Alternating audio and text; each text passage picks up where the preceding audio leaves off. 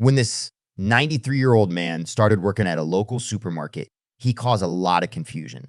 And the man who was confused the most was the supermarket's manager. He was hesitant from the start and eventually even fired the old-timer. But when he found out who the old man was, he turned pale instantly. Man, 93 is fired from supermarket. Manager turns pale when he finds out who he is. The supermarket manager was a tough man with high standards. Every facet of his store had to run smoothly because your business is only as good as your weakest link. So when he heard that corporate was sending over a 93-year-old employee to strengthen his ranks, he was understandably frustrated.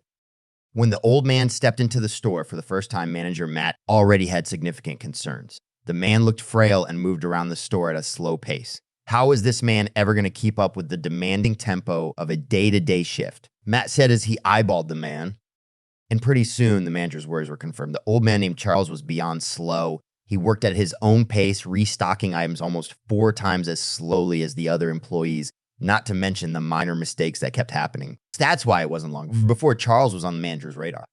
Matt watched the old-timer like a hawk, and the desire to fire him grew with every small mistake Charles made. This just didn't work in his system. The final straw was reached when Charles tipped over a wine rack filled with the store's most expensive bottles. That man has to go. Matt quickly approached Charles while the old man was still shaking from the wine rack incident. And in the presence of many paying customers and his fellow staff members, Matt fired the old man on the spot. He had to hand over his apron and keys and leave the store immediately. After the firing process was concluded, Matt placed his hand on the old man's shoulder and escorted him out of the store. It was sad to see, and the people present didn't like the call, but Matt was glad it was done. After that, he expected never to see Charles again, but he was mistaken. Because the very next day, Charles appeared in the store again. This time, he stepped in as a customer, and Matt couldn't fault him for that. People needed to buy groceries after all, but Charles didn't buy a single thing. He just lingered around for a long time, confusing the young manager. And Charles' disruption didn't stop there because he walked into the store daily after that first initial visit. The visits were confusing to Matt, but they remained innocent. But that changed when something very weird happened. About a week later, Matt checked the store's camera footage when he got home and was in complete shock. He always checked the store's cameras at home just as a final check before concluding his workday. But this time, he saw movement. He looked closely and saw Charles wandering around the store after closing time. The old man appeared to be working, holding a clipper and pen as he navigated the aisles. Matt was perplexed as he watched the old man stroll around his supermarket. How did this guy get in? Does he still have a spare set of keys? The sight of Charles started to anger Matt severely, and he felt his face twitch because of it. What the hell is he doing? Angrily, the manager turned off his computer and rushed toward his car. He had to get to the store quickly and confront this old fool before he could get away. On the car ride, he wondered if Charles wasn't just a confused old man. Maybe he had dementia. He had to handle this delicately. When Matt found his way to the store, he saw that Charles was still there. The old fool was just browsing around like he did on the camera footage. Normally, Matt would have gotten angry, but this time, he just confiscated the keys and let Charles return home after a strict warning. But Charles was far from done because the next day, the exact same thing happened. Matt turned on his computer back home after work, and lo and behold, the old man had found his way back into the store again. What's up with this guy? Does he have multiple keys? Matt shouted at the screen. Matt let out a frustrated sigh and headed over to the store again, but this time he came prepared. Matt grabbed his phone and called the police. He explained about Charles and about all the weird stuff that had been happening. The police understood and promised to come by as quickly as possible. Both Matt and the police arrived at the supermarket at the same time. It was time this all stopped, Matt thought. Together, they stepped in and confronted Charles about his inappropriate behavior. The old man had to hand over his keys again, but this time, the police decided to take him back to the bureau. Matt was happy that Charles was in the hands of the authorities now. Hopefully, this scares him enough to leave me in my store alone. But right before the old man stepped into the police car, he had a few final words for Matt. "Wait until you find out who I am," Charles said, smiling. That remark caused even more confusion in the manager's mind. Find out who I am? Matt had no idea what Charles was talking about, but he knew he wanted to find out more. So when the police successfully placed the old man in their car, Matt asked if he could also come to the station. The police agreed, and Matt followed along in his car. Matt entered the bureau where he saw Charles sitting in an interrogation room. It was a place where people would generally feel quite nervous. But Charles seemed utterly relaxed. He just sat there and smiled as his eyes crossed Matt's. Matt expected the police to give the man a strict warning or a fine to keep him from entering the store again, but quite the opposite happened. He saw Charles shake the hand of the officer and smile before getting up and walking out of the room. The sight frustrated Matt again. After that confusing scene, the police officer stepped out to address Matt. The man in uniform told Matt that everything had checked out and that they would not press charges against the old man. Matt did not understand why they weren't taking this seriously, but that's when Charles himself stepped in. The old man stood on the other side of the room as he called Matt over. "Come here, young man, we have to talk," he spoke. Matt, already confused about the situation, obliged because he wanted answers. He was guided towards an empty table with 2 chairs on either side and said, "Sit down," Charles said. Once Matt sat down, Charles decided to do the same. There was a brief moment of silence, but then the old man started talking. He understood the manager's confusion, but assured Matt that he himself did not do anything wrong. He was in his full right to be at the store after closing. Matt frowned his eyebrows, and he fiercely disagreed with that statement. There was nothing right about an ex-employee wandering around the store after closing. You should not have extra keys, and you are not allowed on company property after hours. I demand an explanation, and I demand it now," Matt said strictly. For a brief moment, Matt took over the conversation, a choice that he would later come to regret. He stated that he made the right choice in firing Charles. He was too old for the job and unqualified to work in his store. I don't know why corporates send you over in the first place. But Matt's speech was cut short by Charles. "Young man, it was not the board of corporate that sent me to your store. I sent myself because I am corporate." Matt didn't follow and was utterly confused. The old man ended by saying that he knew Matt very well before joining his team. The old man then let the cat out of the bag by revealing that he was not just any old man. He was the original owner and founder of the supermarket chain Matt worked for.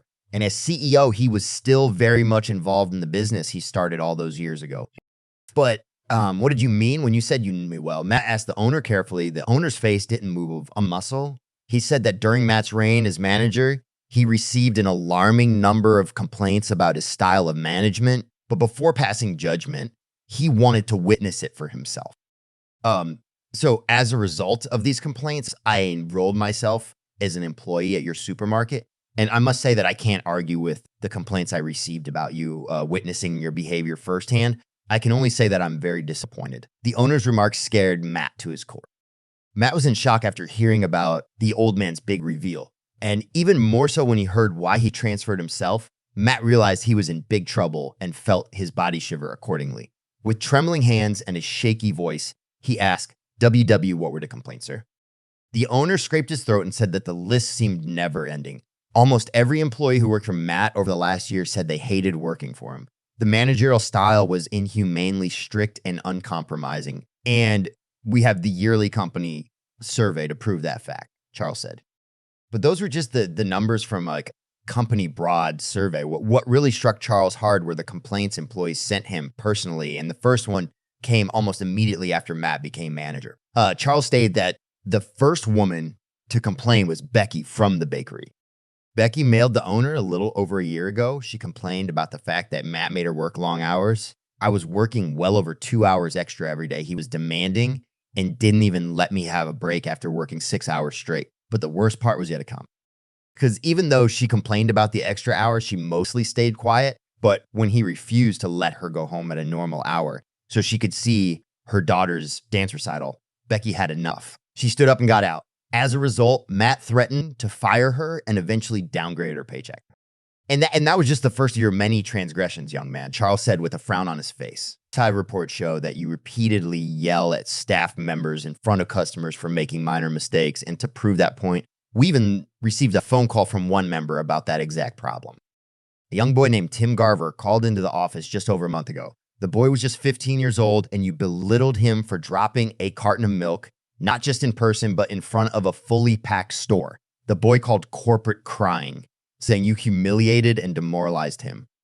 And then the final straw came in just over a week ago. This time, it wasn't even a staff member, but a customer of the store itself who filed a complaint about you. An old man in a mobile scooter. Do you remember him? Charles asked the shivering supermarket manager. Charles continued by saying that the senior customer filed a complaint after the floor manager rudely escorted him out of the store. The reason was holding up the cash register line when his mobile scooter got stuck between the poles, something he could not do anything about. But still, you had to shout at him. Charles ended the conversation by saying that a positive working environment was the most crucial thing in any business, big or small. He started with that philosophy over 60 years ago when he opened his first local supermarket. And it is just as true today, the old man said proudly. Until now, Matt had made it through this conversation by simply listening. They were tough words to swallow, but they had no big consequences for him. But that was about to change because Charles turned the tables on Matt and started firing him this time, thereby ending his dominant reign. When Matt heard those words, he couldn't help but burst into tears. The impactful examples of his bad behavior and the job-ending conclusion brought the supermarket manager down a couple pegs. He realized what his actions had caused other people and felt only sadness and remorse at that point. The once tough manager fell to his knees and begged the proud owner to reconsider his punishment. He admitted to all his wrongdoings and promised to change for the better. "I'm so sorry. I will never do those things again and make amends for all of it," Matt said. The tear-filled eyes of the grounded Matt seemed to work a little because the old man stopped his firing speech and looked the supermarket manager straight in the eyes. "You say that you're sorry. You say that you can learn and change. All right, might have an idea," Charles said, smiling. Charles invited Matt to stand up again. He then made the promise that he could remain an employee of his supermarket chain, but there was one condition he had to prove himself, prove that he could work hard, work with others, and be a team player. And it would not be as a manager. Charles offered him a new job on the spot, and it was not the manager position. Matt got demoted as a simple floor employee. It was the lowest job in the company's system, but Charles felt it suited this situation perfectly. "You need to learn how to be humble again," the old man said. Matt looked into Charles' eyes and knew he was right. He had to prove himself, and that was what he would do. Matt took the job and would show everyone that he could do better. Charles was happy to hear this and said he would come by later to see if he kept his word. After about a month, the owner revisited the store for the first time. He had zero complaints at corporate, but that didn't mean everything was fine. He wanted to see for himself. Coming in, he was greeted friendly by Becky, the new manager. She got bumped up from baker to manager after Matt's demotion.